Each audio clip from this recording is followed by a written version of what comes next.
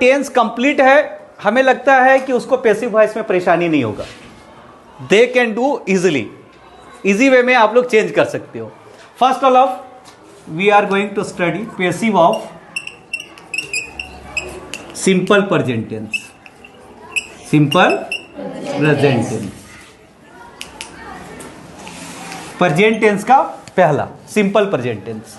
आप लोग को इसका सिंपली हमने आइडेंटिफिकेशन बताया था कि ये प्रेजेंट हैबिट्स को जिसमें जनरली ता है ती है लगा रहता है, आया था ना आप लोग को? yes, sir. तो generally we have to focus on that.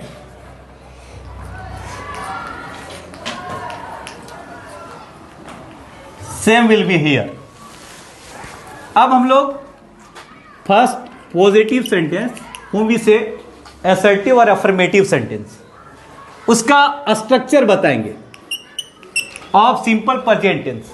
Simple present tense का जो टेंस में आपने पढ़ा है उसका स्ट्रक्चर बताएंगे। Stand and tell me, anyone stand and tell me. Stand simple present tense, subject plus V1 plus V5 plus subject. Okay, थोड़ा सा कमिटमेंट है।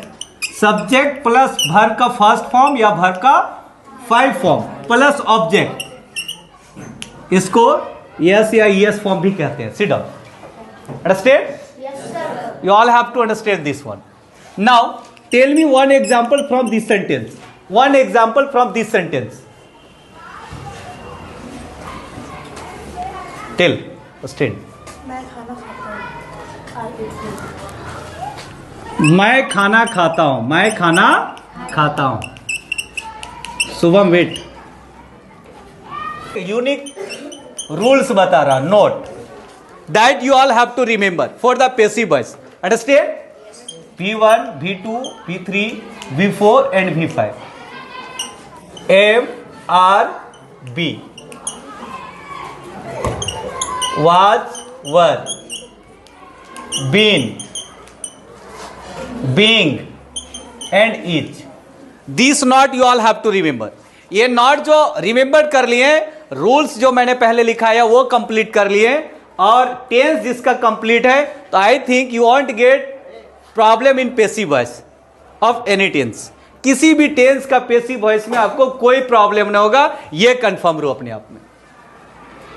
फॉर एन एग्जाम्पल, अभी हम लोग देखो स्ट्रक्चर बनाते हैं पैसिव वॉइस का। Passive voice, let's see structure of same sentence, इसी से बनाएंगे। टेंस जानते हो, पैसिव वॉइस नहीं जानते हो, इसी से हम लोग पैसिव वॉइस चेंज करेंगे। वो देखो कैसे करेंगे। सब्जेक्ट है तो सब्जेक्ट लिख दिया। V1 को नोट में मैंने क्या लिखा हो, नोट में देखो क्या लिखा हो, V1 के जगह में MRB लिखा हो।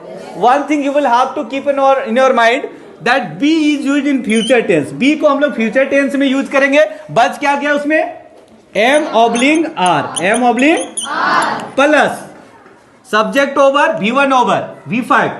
इन the place of V5 what I have written, क्या लिखा हूं मैं, इज लिखा हूं। क्या लिखा हूं, इज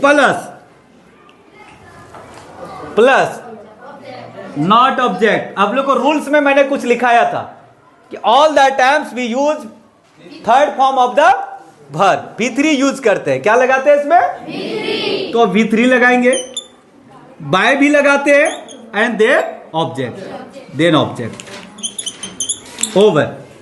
मैंने अपने से कुछ लिखा क्या, आप ही का स्ट्रक्चर को मैंने चेंज कर दिया। मैंने एक्स्ट्रा कुछ भी ऐड नहीं किया, मैंने कुछ रूल्स में लिखा दिया था और कुछ मैंने इसके अनुसार चेंज कर दिया, एंड रिमेनिंग नॉट के अनुसार हमने चेंज कर दिया।